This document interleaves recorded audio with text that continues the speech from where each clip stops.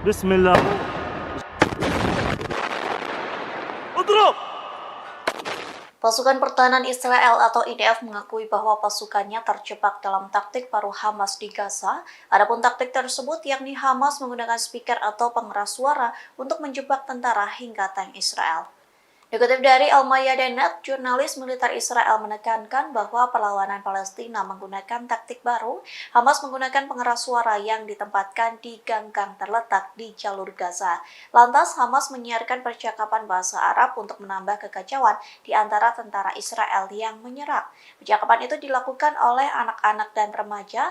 Suara-suara tersebut digunakan untuk menjebak militer Israel. Sementara Israel mengakui kesulitan hingga percaya dengan taktik baru Hamas. Pasalnya, tank-tank Israel menyelidiki arah suara tersebut. Ketika sampai di sumber suara, Hamas yang bersembunyi langsung melepaskan serangan dengan senapan mesin dan rudal anti-tank. Serangan itu langsung membombardir tank-tank Israel hingga rusak parah. Sesaat sebelum gencatan senjata dimulai, pasukan Israel juga menghancurkan terowongan Hamas yang ditemukan di bawah rumah sakit Al-Shifa di kota Gaza, serta menyelesaikan penempatannya di jalur gencatan senjata. Dalam sebuah pernyataan dikatakan bahwa Divisi 36 dan tentara dari unit teknik tempur elit Yahalom menghancurkan terowongan di bawah Al-Shifa, serta pintu masuk lainnya di daerah tersebut. Pasukan Israel atau IDF mengatakan bahwa selama hari terakhir hingga gencatan senjata pukul 7 pagi tadi, mereka terus menyerang sasaran Hamas di jalur Gaza dan mencari infrastruktur kelompok teror dan bentrok dengan agen. Dalam 1 jam terakhir, IDF mengatakan mereka telah menyelesaikan pengerahan operasional di garis gencatan senjata. Bahkan sebuah video yang diterbitkan oleh IDF menunjukkan terowongan Al-Shifa dihancurkan serta beberapa serangan baru-baru ini di jalur Gaza.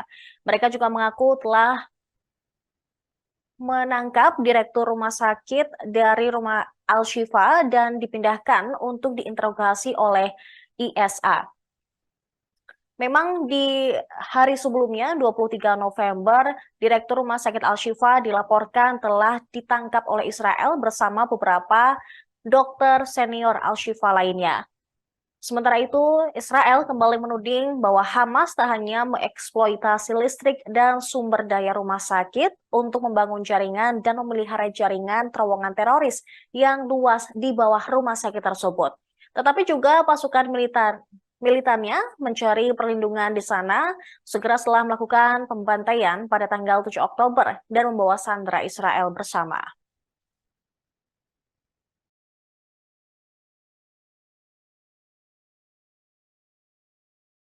إلى سكان قطاع غزة، الحرب لم تنتهي، الهدنة الإنسانية مؤقتة.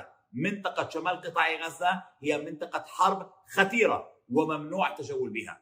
من أجل سلامتكم عليكم أن تبقوا بالمنطقة الإنسانية الموجودة في جنوب قطاع غزة وعدم التوجه إلى شمال القطاع. يمكنكم التوجه فقط من شمال القطاع إلى جنوبه عبر طريق صلاح الدين.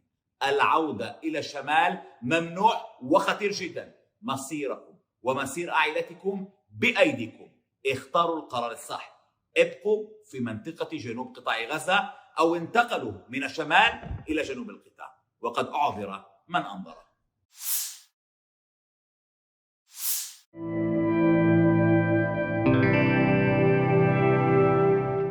Amerika Serikat nampaknya khawatir militan Hizbullah Lebanon kian beringas ketika gencatan senjata dan pembebasan sandera di jalur Gaza mencapai kesepakatan. Presiden Amerika Serikat Joe Biden meminta Perdana Menteri Israel Benjamin Netanyahu meminta gencatan senjata juga dilakukan di front utara. Joe Biden meminta gencatan senjata di front utara bertepatan dengan gencatan senjata di jalur Gaza dengan Hamas. Media Israel melaporkan Kamis 23 November, Joe Biden mengatakan kepada Netanyahu bahwa gencatan senjata di wilayah perbatasan Lebanon dengan Palestina juga dapat diterapkan. Demikian diungkap oleh analisis urusan politik Moria Felberg sebagaimana dikutip dari Channel 13 Israel. Menurutnya, pembicaraan Netanyahu dan Joe Biden diakhiri tanpa menghasilkan kesepakatan khusus. Hanya saja Joe Biden menyatakan bahwa masalah ini mungkin dibahas dengan dan para pejabat senior politik di Israel. Sebelumnya dilaporkan Israel mengalami kesulitan di front utara, pasalnya Hizbullah menggunakan rudal melengkung dan anti lapis baja. Sementara itu, sumber di Lebanon mengatakan bahwa kelompok perlawanan itu telah melakukan 22 operasi militer terhadap situs pendudukan Israel. Sebagai informasi, gencatan senjata di jalur Gaza dimulai pada Jumat 24 November hari ini, mulai pukul 7 pagi waktu setempat. Kementerian Luar Negeri Qatar, Majid bin Mohammed Al-Ansori, mengatakan gencatan senjata akan berlangsung selama 4 hari ke depan. Gencatan senjata akan dibarengi dengan penghentian semua tindakan militer yang digunakan Brigade Al-Qassam Perlawanan Palestina dan pendudukan Israel. Shame on you, UN women. Shame on you. Is UN women not charged? Duta Besar China untuk PBB Zhang Jun menginterupsi Duta Besar Israel Gilad Erdan saat pidato di Dewan Keamanan PBB, Rabu tanggal 22 November tahun 2023. Videonya viral. Zhang Jun yang menjabat Presiden Dewan Keamanan PBB per November ini meminta utusan Israel itu berbicara sopan dan menghargai anggota Dewan Keamanan PBB lainnya.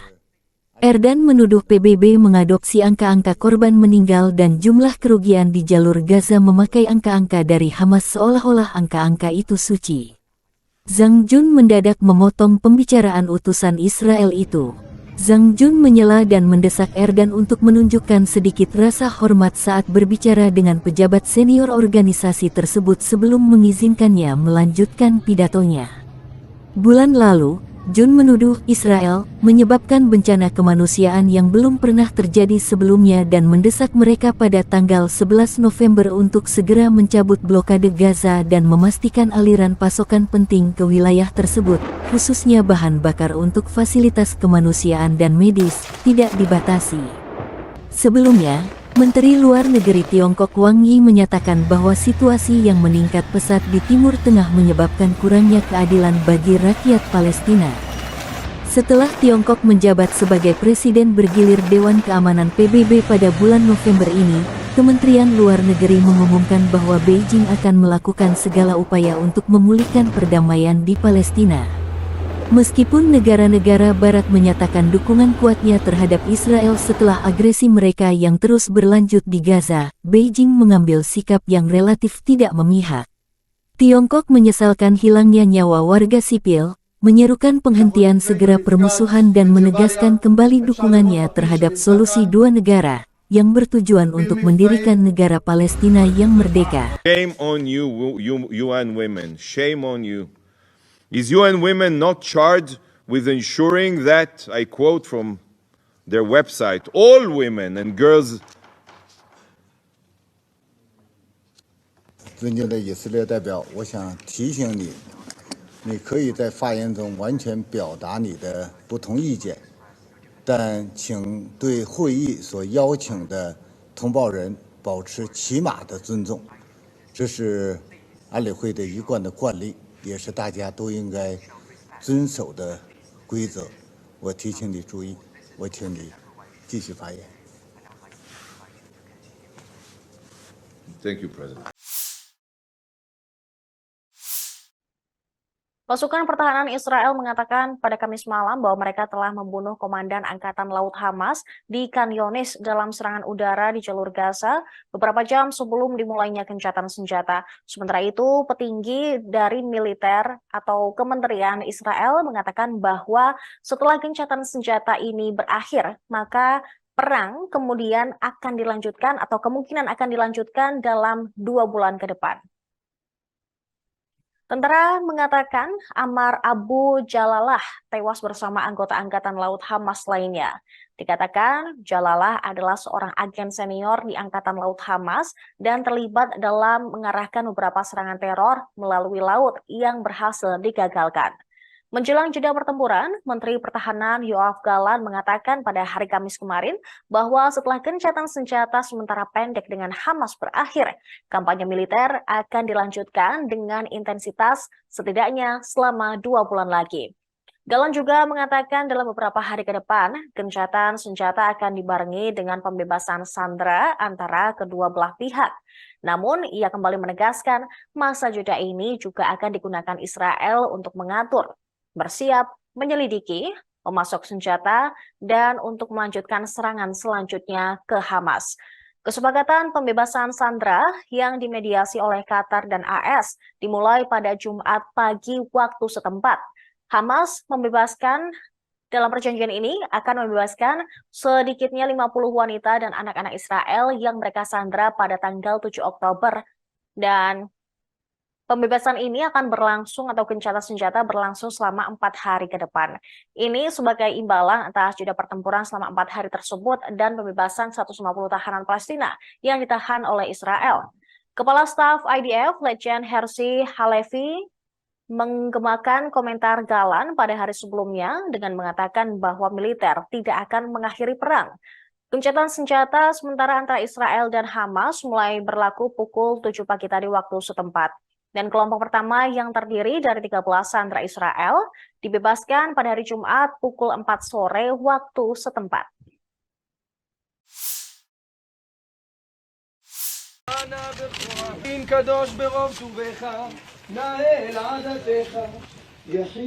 Pasukan Pertahanan Israel atau IDF disebut memanipulasi data terkait tentaranya yang tewas. Pada kenyataannya, IDF selalu memakamkan tentaranya setiap 1 jam sekali.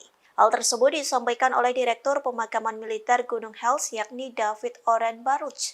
Ia pun membongkar kebohongan IDF dalam sebuah wawancara pada 18 November silam. Dalam wawancara itu, David mengatakan 1 tentara Israel dimakamkan setiap 1 jam hingga 1,5 jam. Tentara IDF yang tewas dalam pertempuran dengan militan Palestina itu dimakamkan di Pemakaman Militer Gunung Hels. Sementara pernyataan David dinilai sangat kontras dengan pengarahan harian yang dilakukan oleh juru bicara militer Israel yakni Daniel Hagari dan pejabat militer Israel lainnya. Menurut perhitungan resmi Israel, sejauh ini 69 tentara Israel telah tewas dalam invasi ke Gaza dan ratusan lainnya terluka. Namun bukti yang terdokumentasi dari perlawanan Palestina di Gaza menunjukkan bahwa jumlah tersebut pasti jauh lebih tinggi. Terlebih ratusan tank Israel dan kendaraan lapis baja lainnya menjadi sasaran dan dihancurkan oleh militan Palestina. Sementara sekira 1.600 tentara Israel dilaporkan mengalami cacat fisik, adapun mereka dibawa ke Rumah Sakit Amerika Serikat untuk mendapat perawatan dan pengobatan. Download Tribun X sekarang, menghadirkan lokal menjadi Indonesia.